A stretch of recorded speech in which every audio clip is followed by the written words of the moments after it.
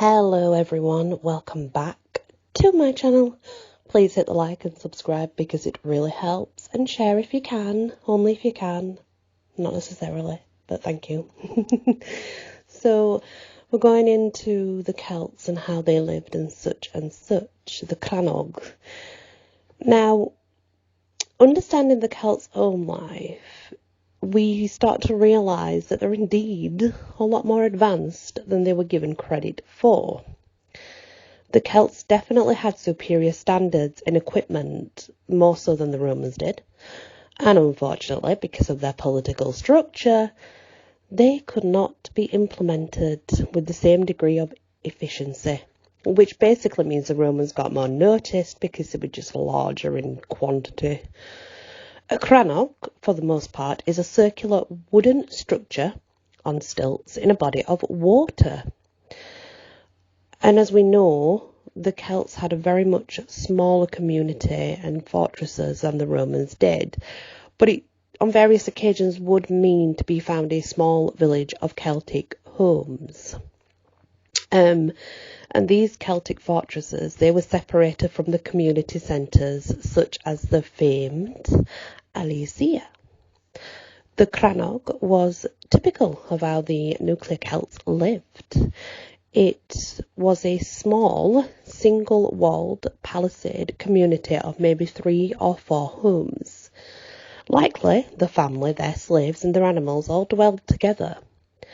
There was a wall to protect them from wild animals, not attacks from other communities. It's quite hard to visualise today when much of Europe is an open field, but 2,000 years ago it was principally made up of dense forest with wolves, bears, boars and deer. That sounds freaking magical. I'm sorry, but it does, doesn't it? Magical. When you read upon Celtic legends hunting wildlife, it seemed to be common at the time that this would be done. They would hunt for food. This environment was very conducive to the Celtics' mentality. Their home life was structured. It was structured and temporary, built within nature, so nature and them were as one, if you get what I mean. There was no difference. They hunted for their animals and they had to protect against animals, but they would eat the animals and use the coats. It wasn't like they was just going out slaughtering animals. In the 350 BC period, there was a lot of migration going on, and it was only possible because the Celts were able to uproot and move, rebuilding a whole new community at such ease. The actual homes were remarkable little pieces of architectural design. And if you've ever seen a picture of a Celtic house, it looks very simple in its round shape, but examine it closely and quickly grasp the Celts were quite clever in the building. They realised something in the very foundations, and even campers today still often forget when they put up their tent. And that is, if it rains for any length of time, the water will leak underneath the walls. Thus, when a structure was started, the first thing that happened was a circular hole was dug at about 3 feet. Then it was filled with stone, sticks and branches. And it was put together quite haphazard really, but that's what it was done. And it was covered over with a layer of soil. As you can readily tell, the foundation was porous in nature. If it rained and run off, it would seep into the ground and keep the interior completely dry. The next step was building a circular wicker fence, around about 4 feet high, and another one on the inside, the same height.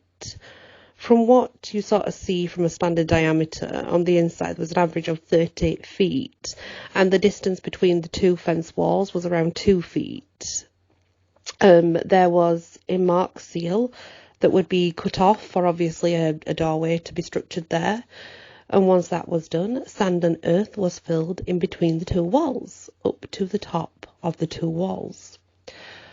Now, it had a solid frame with a roof on top.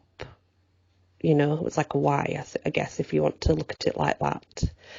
From here, a long pole was placed in the centre of the interior circle, hence why we think of it as a Y. So think about how you build a Y up if you're building it in a 3D form, and imagine that it goes up straight and then you have the roof that spreads out. It lashed to its top several branches that extended onto the wall in a full 360-degree fashion. At about a foot above the wall were lashed cross branches to the long ribs. However, this was only done to every other set. 4 more ribs would be attached and then were lashed with cross braces as well. Eventually, this would make a roof frame, and it came to a point, the cross braces getting smaller as they reached the top.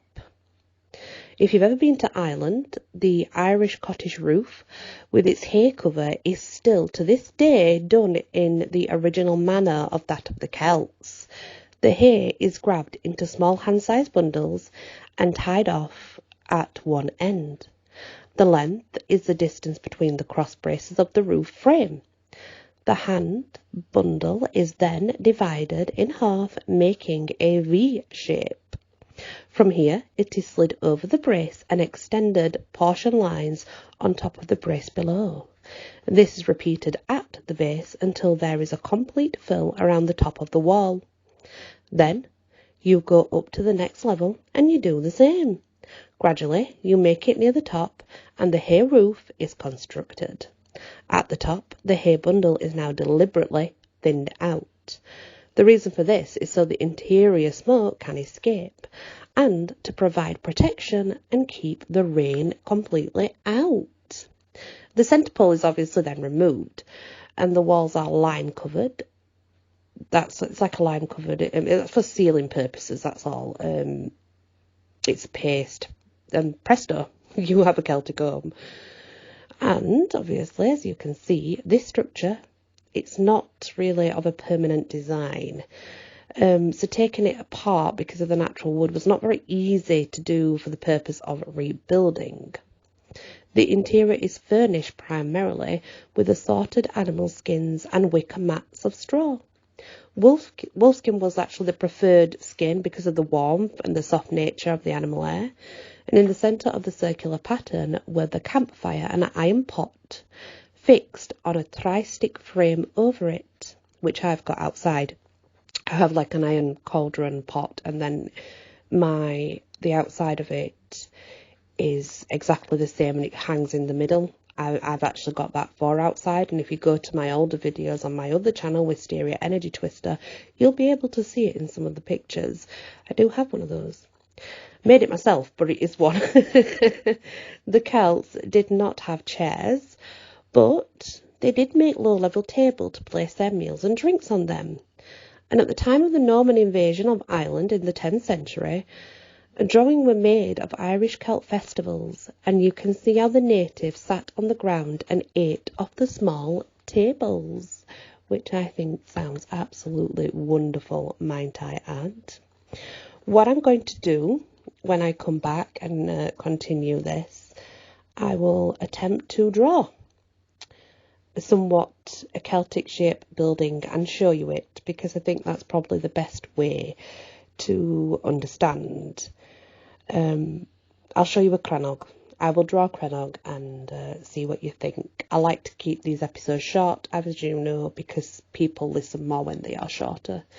So thank you for listening and many blessings. We will continue with the Crannogs when I come back. I will attempt to draw. Many blessings. Thank you.